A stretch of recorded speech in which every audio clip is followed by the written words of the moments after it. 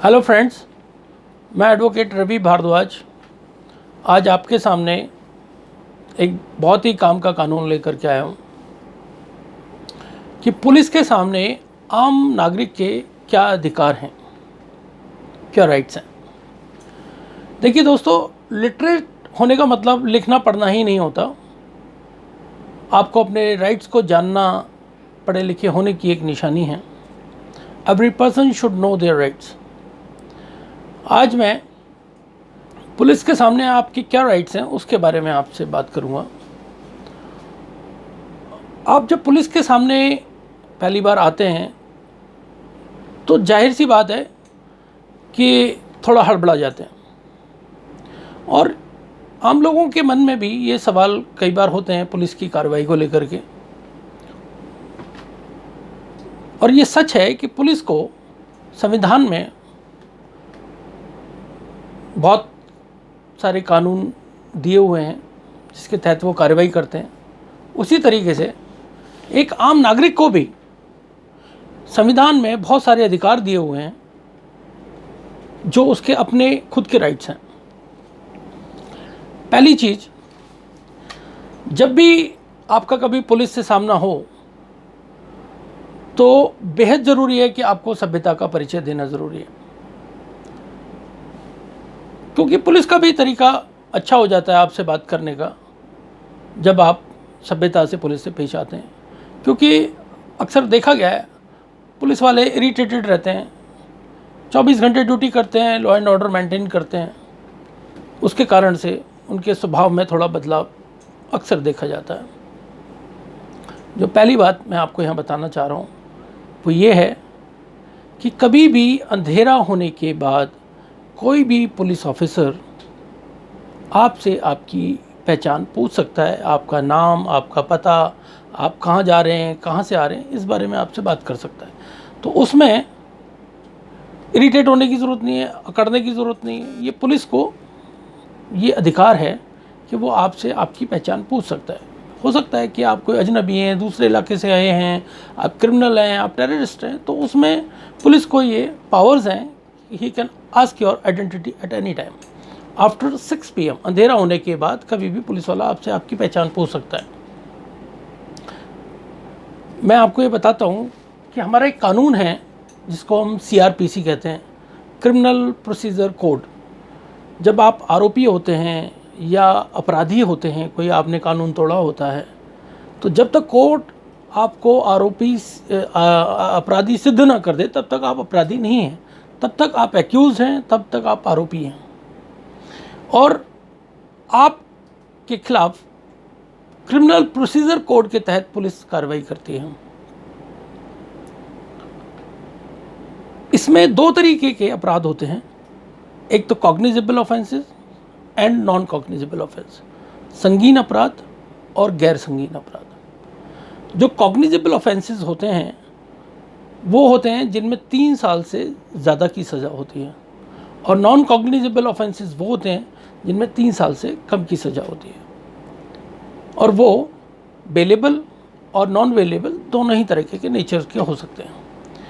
जो bailable offences होते हैं उनमें ज़्यादातर थाना से ही आपकी ज़मानत हो जाती है, और जो नॉन बेलेबल ऑफेंसेस हैं उनमें आपको कोर्ट से ज़मानत लेनी होती है।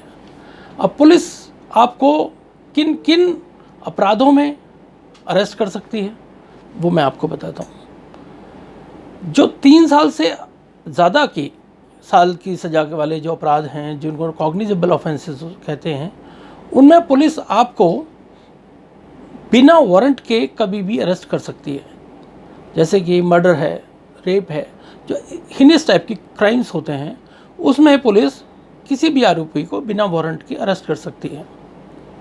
लेकिन जो नॉन कॉग्निजेबल ऑफेंसेस हैं जिनमें 3 साल से कम की सज़ा है, उसमें पुलिस बिना वारंट के आपको अरेस्ट नहीं कर सकती, और पुलिस को वारंट मैजिस्ट्रेट की कोर्ट से इशू कराने होते हैं।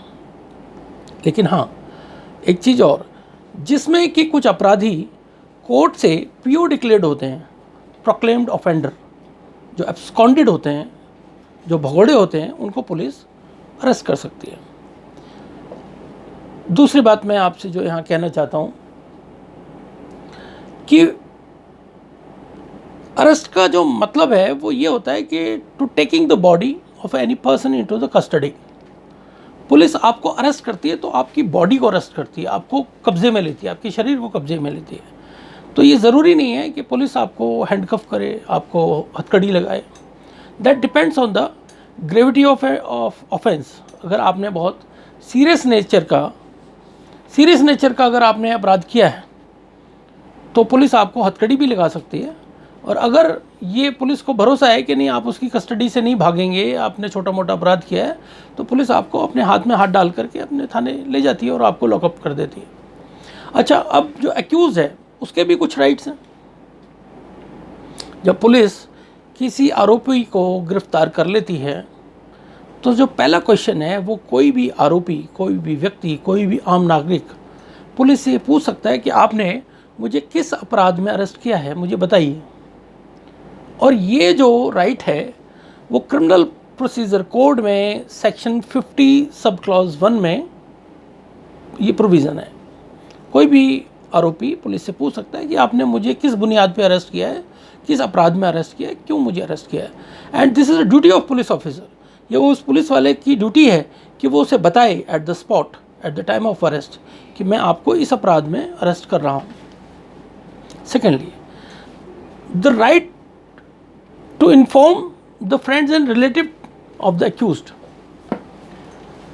ये भी जो है एक आम आदमी को राइट मिला हुआ है कि जब भी पुलिस उसको अरेस्ट करेगी तो पुलिस उसके रिश्तेदारों को, उसके जो फ्रेंड्स हैं, जिसको वो आरोपी चाहेगा कि उसको फ़ोन कीजिए, मेरे माँ बाप को कीजिए, मेरे फ्रेंड को कीजिए, मेरे भाई बहन को कीजिए। तो ये पुलिस वाले की ड्यूटी है कि वो पुलिस वाला उसे सेक्शन 50A में ये प्रोविज़न है कि पुलिस वाला उसके फैमिली मेम्बर्स को इन्फॉर्म करेगा कि भाई हमने आपके फला बंदे को, इस बंदे को हमने अरेस्ट किया है। सेकेंडली, जैसे ही पुलिस अरेस्ट करेगी तो उसका मेडिकल एग्जामिनेशन कराएगी हॉस्पिटल जा कर के, और ये प्रोविज़न उसे सेक्शन 54 में दिया गया है। और यही चीज़ एक आम आदमी को भी दी, ये राइट है सेक्शन 54 के अंदर। अब जैसे पुलिस ने एक बंदे को, किसी को गाड़ी चलाते हुए पकड़ लिया, पुलिस वाला कह रहा है भाई तूने शराब पी रखी है, और आप कह रहे हो भाई नहीं मैंने शराब नहीं पी, तो सेक्शन 54 में ये आपको भी राइट है कि भाई चल मुझे पहले हॉस्पिटल ले चल, मेरा मेडिकल करा, मैंने शराब पी हुई है नहीं पी हुई है। तो उस कंडीशन के क्या आ जाएगा, ड्रिंक नॉट टेस्ट, तो उसमें उस कंडीशन में वो चीज़ आ जाएगी। ठीक है। अब इसके बाद जब कोई भी व्यक्ति अरेस्ट हो जाता है तो उसके बाद उसको सबसे पहले अपने वकील की ज़रूरत पड़ती है। उसी तरीके से सेक्शन 41D में ये प्रोविज़न है कि जब भी किसी व्यक्ति को पुलिस अरेस्ट करेगी और थाने ले जाएगी तो वो अपने वकील से बात कर सकता है, अपने वकील को थाने में बुला सकता है और अपने वकील की मौजूदगी में अपना बयान दर्ज करा सकता है। तो ये उसको स्पेशल प्रोविजंस दिए हुए हैं कानून में। उसके बाद मैं अब आगे आता हूँ कि पुलिस की ये भी ड्यूटी बनती है यहाँ पर कि पुलिस वाले ने उसको अगर नॉन बेलेबल ऑफेंस में अरेस्ट किया है और थाने से ही जमानत हो सकती है ऑन श्योरिटी कि भाई आप कोई जमानती बुला लीजिए, ये बेलेबल ऑफेंस है और हम आपको थाने से ही जमानत दे सकते हैं, दे देंगे इस अपराध में। तो ये पुलिस वाले की भी ड्यूटी है। सेक्शन 50 है इसमें। तो ये बेलेबल ऑफेंसेस के अंदर ऑन फर्निशिंग ऑफ श्योरिटी, जो भी श्योरिटी आएगा वो उसमें अपना आधार कार्ड देगा और ज़मानती बनेगा और वो अपना ज़मानत ले सकता है वहाँ से। अब उसके बाद आता है कि पुलिस उसको थाने में लॉकअप में रख लेती है और लॉकअप में रखने के बाद उसको 24 घंटे के अंदर पुलिस को उसे कोर्ट में मैजिस्ट्रेट के सामने पेश करना होता है।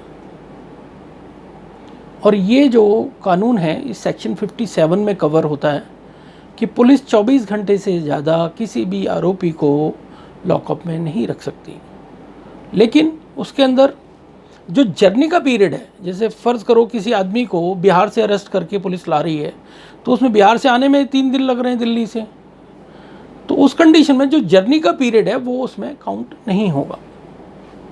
अगर 24 घंटे से ज़्यादा पुलिस उसको अपनी कस्टडी में रखती है तो वो एक इलीगल डिटेंशन मानी जाती है और उसका जवाबदेही पुलिस को कोर्ट में देनी पड़ती है।